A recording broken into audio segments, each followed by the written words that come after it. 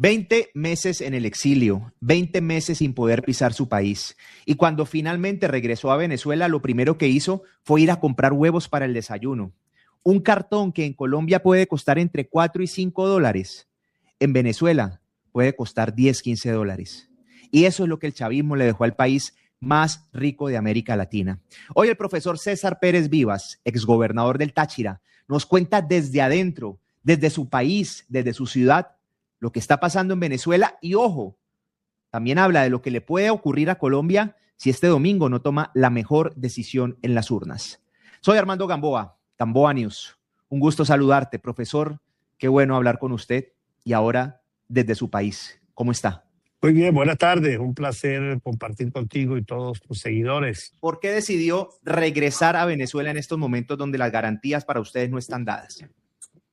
Armando, regresé porque después de los eventos del 3 de enero, la cúpula del poder venezolano se ha visto obligada a flexibilizar la línea represiva que ha aplicado luego del 28 de julio del 2024. De hecho, han sido liberados cerca de 700 presos políticos y ya varios de nosotros, los que hemos estado en el exilio, empezamos a tener la oportunidad de regresar, porque el propio presidente de la Asamblea Nacional, el hermano de la interina, la señora Delcy Eloína Rodríguez, pues anunció públicamente que los venezolanos dirigentes que estamos en el exilio podíamos regresar.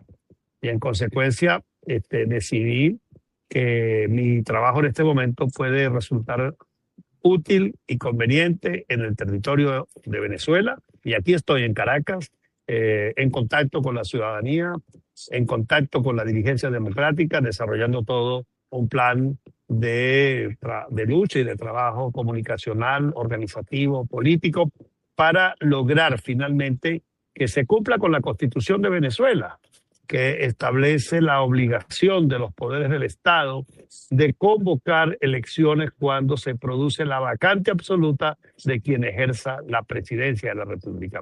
Y en esa tarea estamos empeñados en este momento. Profesor, ¿me recuerda cuánto tiempo estuvo usted por fuera de Venezuela?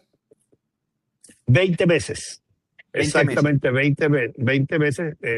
Una vez que pasó que se cometió el fraude el 28 de julio, que se desató la ola represiva contra todos los dirigentes democráticos, que hubo 29 muertos como resultado del despliegue de los colectivos armados, pues no hubo más remedio que buscar un refugio fuera del territorio nacional, porque aquí corríamos peligro no solo la libertad, sino la vida de quienes estamos desarrollando el liderazgo político y ejerciendo la acción civil de la sociedad democrática con fines a respetar la soberanía popular. Profesor, ¿cómo fueron esos primeros minutos? Conversamos en la mañana, después se quedó su celular sin señal y yo le preguntaba y le escribía y no llegaba la señal. Aquí todos estábamos preocupados. ¿Cómo fueron esos primeros minutos de haber aterrizado en Venezuela y ese día? Bueno, realmente fueron de sentimientos encontrados. Por una parte, de alegría de poder estar en nuestro país, de poder ver esa costa del Caribe, ese ambiente que no es tan familiar a nosotros los venezolanos. También de tristeza de ver aquel aeropuerto de Maiquetía en Venezuela desolado, aquel que fue el primer aeropuerto de Sudamérica, el puente aéreo de América del Sur con Europa y con el norte, pues aquello también nos produjo un sentimiento. Y luego, pues ya entrar al proceso de migración realmente fue rápido. Se nota que no hay un dispositivo parapolicial, sino la rutina normal de ingresar al país.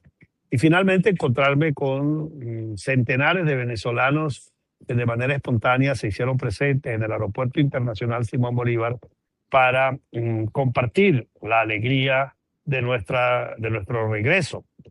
Una vez que salimos del aeropuerto hubo una custodia policial, hubo una vigilancia, un seguimiento de la policía política del gobierno que duró el día viernes. Ya los días sábado, domingo y lunes no hemos tenido o no hemos observado ese seguimiento de parte de la policía política de la dictadura.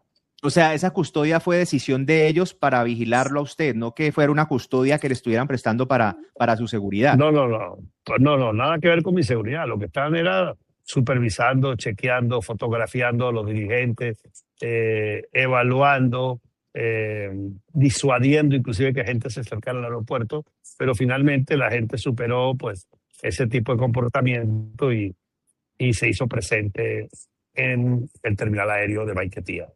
¿Se siente usted tranquilo, profesor, de estar en Venezuela en estos momentos? ¿Cómo se siente? Bueno, me siento complacido porque estoy en mi casa, porque estoy con mi gente. Cada momento que salgo a cualquier sitio de la ciudad, pues encuentro el calor, encuentro el afecto de la ciudadanía, desde los más humildes trabajadores que en algún área prestan servicios hasta los ciudadanos, digamos, comunes que transitan por las calles. Pero obviamente que aquí todavía hay un esquema que no garantiza la seguridad integral, no solo de quienes hacemos política, sino de todos los ciudadanos. Todavía se notan en las calles la presencia militar. Ayer que transitaba por la avenida Francisco de Miranda y por la avenida principal de las Mercedes, pude observar alcabalas móviles de funcionarios policiales con armas largas. Y eso pues es típico de una situación absolutamente irregular. En una sociedad normal, pues la policía hace patrullaje, pero no tiene esos puntos de control casi intimidatorios, porque cuando usted ve alrededor suyo 14, 16 funcionarios, todos con armas largas en una avenida, se convierte en un proceso de intimidación absolutamente innecesario y que es muy característico de regímenes como el que tenemos aquí en Venezuela. A su llegada, me imagino que tuvo la posibilidad de reunirse con muchos amigos, con dirigentes políticos, con personas, profesor, que lo acompañaron a usted o que lo han acompañado y que no han podido salir de Venezuela o que no tuvieron la posibilidad de salir de Venezuela. ¿Cuál es el ambiente político que en este momento se está viviendo en Venezuela, en esa Venezuela que usted dejó hace 20 meses y la Venezuela que ya lleva prácticamente 5, vamos para 6 meses sin Nicolás Maduro en el mandato? Yo diría que es un ambiente entrevesado entre esperanza, preocupación, angustia, dolor, porque todos estos sentimientos uno los percibe en la población. Por una parte, esperanza porque la captura y enjuiciamiento de Maduro ha abierto una puerta, una ventana de oportunidad. Personajes que eran intocables, como Alex Saab, por ejemplo, hoy en día está en una cárcel federal. Otros que estaban en ejercicio de funciones de poder con comportamientos abusivos, como el fiscal general de la República, Tarek William Saab, ya no está en esas funciones. Entonces, han habido cambios importantes. Hemos logrado que más de 700 venezolanos que estaban en las cárceles fueran liberados. De modo que el tutelaje de Estados Unidos ha traído ese efecto. Pero simultáneamente la gente siente el drama de su crisis familiar. La inflación, la caída del ingreso es tan brutal que el país está prácticamente a las puertas de una hambruna. Aquí la capacidad de ingreso de la gente está muy limitada y los productos cuestan el doble que en Colombia, por ejemplo. Yo llegué el día viernes y la noche fui a buscar huevos para llevar a mi casa para el desayuno del día siguiente, y un cartón de huevos que cuesta en Bogotá $4, aquí cuesta $8. Entonces usted puede darse cuenta del impacto que eso tiene en la economía familiar. Luego tienes un sistema de salud precario, mucha gente enferma que yo me encuentro sin que haya capacidad de atención médica en los hospitales, en los centros de salud, que están totalmente vacíos, que están totalmente desabastecidos de recursos humanos y de recursos técnicos para la atención médica. Entonces me encuentro un país con esa angustia, otros con la frustración de que quisieran un cambio mucho más rápido, de que se concrete la salida de toda esta camarilla que ha destruido a lo largo de 27 años a Venezuela, y por supuesto se encuentran que los personajes siguen allí en posiciones de poder. Entonces, todos estos elementos forman un cóctel de esperanza, de frustración, de dolor, de rabia, que nosotros obviamente queremos conducir y canalizar por el camino hacia una elección presidencial que se haga en el menor tiempo posible, para lograr instaurar un gobierno democrático que inicie definitivamente la transición de la dictadura a la democracia. Profesor, con usted, ¿cuántos dirigentes han regresado de la oposición a Venezuela aproximadamente? ¿Unos 10? No, yo creo que más. Yo creo que hay ¿Más? muchos que han ingresado inclusive de forma más reservada, o sea, que no se ha conocido, que han ingresado por la frontera con Colombia, que no se ha tenido noticias de ellos, porque estaban como, de alguna manera, escondidos a los ojos de la dictadura, pero ciertamente estaban en el territorio colombiano. Y Yo obviamente no tengo voy a este darte listado. nombres. No te voy a dar estos nombres, no te voy a dar algunos nombres de ellos, Tranquilo. porque si ellos no lo hacen público, yo obviamente no lo voy a hacer. Por Pero sí supuesto. ya hay unos 10 conocidos dirigentes o actores políticos que han regresado al territorio nacional. Estamos hablando de Rocío San Miguel, Wilmer Azuaje, John Goycochea, Marcos Velasco, Richard Blanco, Lester Toledo, Carlos Ocaris, Roberto Marrero, José Guerra y por supuesto usted, profesor, que fue el que recientemente regresó. Profesor, esto podríamos decir que también es un preparativo para la llegada de María Corina Machado. ¿Cuándo estaría regresando la lideresa venezolana a su país? Yo no te puedo dar una fecha exacta, porque eso solo lo decide María Corina Machado y ella es la Ustedes no lo persona saben todavía. indicada. ¿Me entiendes? Nosotros no sabemos el día exacto. Entendemos que ella, o sea, sabemos perfectamente que ella quisiera estar mañana aquí en Caracas. Pero hay una serie de compromisos que tenemos todos los que estamos en la vida pública. Compromisos políticos, compromisos familiares, situaciones que condicionan la fecha, situaciones de orden jurídico. Es decir, cada caso es particular. Pero yo sí creo que María Corina ya a partir del finales de julio va a empezar a tener una posibilidad de planificar una fecha, de definir una fecha.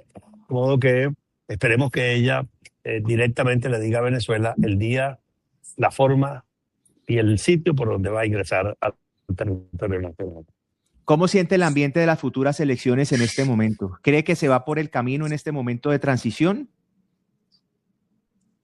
Mira, si mañana aquí hay elecciones, María Corina Machado va a sacar no del 80, yo creo que el 85%. Este país está harto del socialismo del siglo XXI, harto del chavismo. Y María Corina encarna el sentimiento, la esperanza de cambio. Por eso nosotros en la cumbre de Panamá, pues ratificamos nuestro respaldo a ella como la portaestandarte, como la vocera de este sentimiento de cambio que anhela la nación venezolana. De modo que, si bien la gente está angustiada en este momento por el costo de la vida, por el salario miserable que paga el del Sinato, por la falta de servicios públicos, no hay electricidad en media Venezuela, no hay agua corriente permanentemente en más del 70% de las poblaciones del país. Si bien eso está ocurriendo, pues la gente sabe que la única manera de iniciar un proceso de recuperación sostenida de la calidad de vida del venezolano es sacando al chavismo del poder e instalando un nuevo gobierno bajo la dirección de María Corina Machado. Bueno, como colombiano, quiero contarle, usted sabe que yo he venido realizando un ejercicio periodístico con el tema de Venezuela y ahora mi país, profesor, pues está en un momento crucial donde se deben tomar pues las decisiones correctas. Gustavo Petro y quien es hoy su sucesor o sería su sucesor, Iván Cepeda, pues todavía tiene mucha popularidad. Ya ha visto que esto aquí está muy reñido. Ellos están compitiendo con Abelardo de la Espriella. Y uno se pregunta, profesor, ¿por qué si tuvimos un gobierno al que no le fue bien, con más de 90 escándalos, pero si hemos visto el espejo de Venezuela durante estos más de 30 años, ¿por qué Colombia de alguna manera sigue viendo a la izquierda o al socialismo como una opción?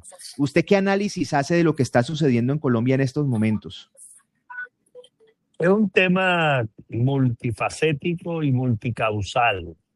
No le puedes asignar a ese comportamiento político una sola causa. En primer lugar, porque tenemos sectores, segmentos de nuestras naciones en las que tiene espacio el discurso populista y revanchista